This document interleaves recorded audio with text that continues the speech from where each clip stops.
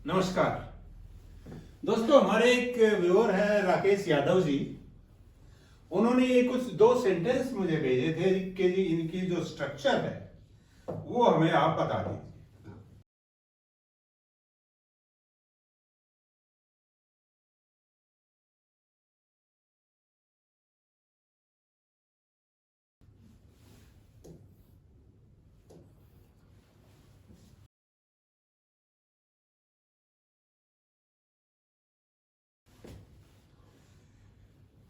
इसको पहले लेते हैं। I have a machine to be operated. देखिए, जब आप काम स्वयं नहीं करें और दूसरे से करवाना चाहें तो उस तरह की जो स्ट्रक्चर होती है सेंटेंसेस की, उनको कॉजेटिव सेंटेंसेस कहते हैं। क्योंकि इसमें आप काम को खुद नहीं करते, कॉज बनते हैं उस काम के होने का। कॉजेटिव सेंटेंसेस पे मेरी वीडियो बनी हुई है, एक दो, आप उसको पहले देख लें, ज्यादा अच्छा रहेगा। पर देखिए इसमें क्या है।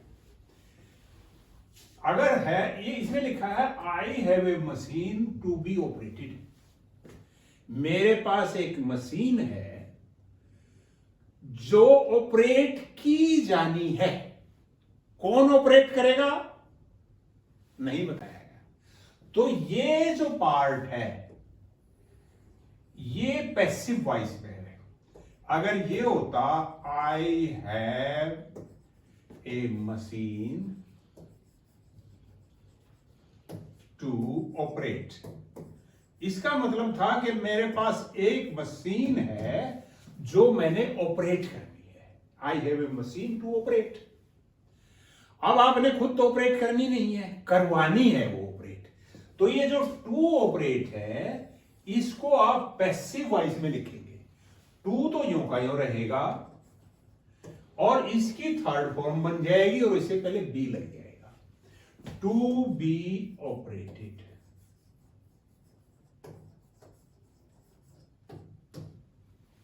I have a machine to be operated. अब दूसरा सेंटेंस देखिए।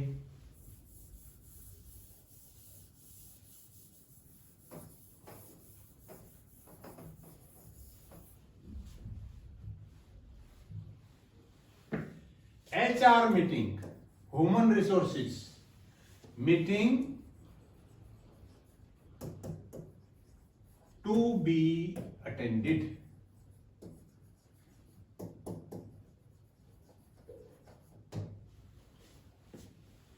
जो HR की मीटिंग है, ये यहां पर एक वर्ड होना चाहिए इज या वाज। HR की जो मीटिंग है वो अटेंड की जानी है। इज वांटेड, की जानी थी, was to be wanted, was to be attended. अब इसमें अटेंड किसने करनी है ये नहीं लिखा हुआ,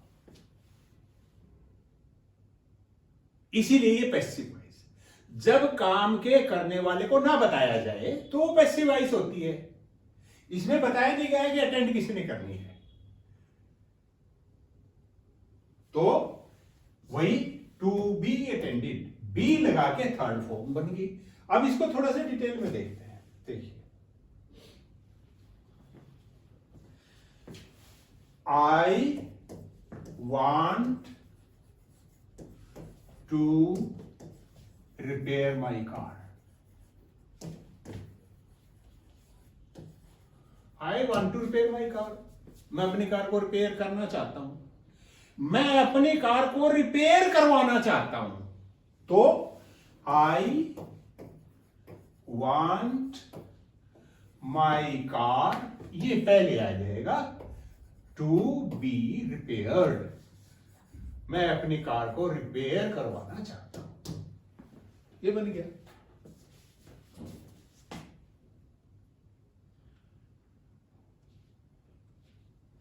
और देखिए, वह अपने कपड़े धोना चाहता है। He wants to wash his clothes.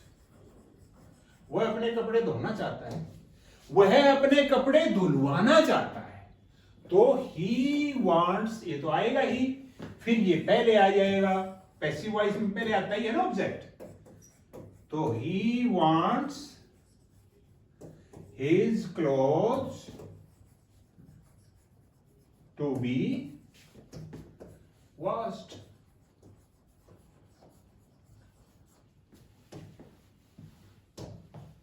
यहीं पे अगर इतना ही हो सिर्फ,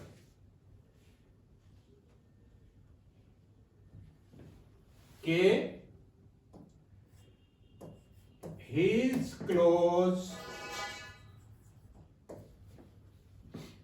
are to be washed, इसका मतलब है उसके कपड़े धोए जाने हैं, उसके कपड़े धोए जाने हैं। और इसमें हो कि मैं चाहता हूं, I want his clothes to be washed, फिर ये आर आज हट जाएगा। तो मुझे लगता है कि ये शायद कुछ क्लैरिटी आई होगी। बताइएगा कैसा लगा, और भी अभी भी डाउट है तो बताइएगा। थैंक यू, नमस्कार।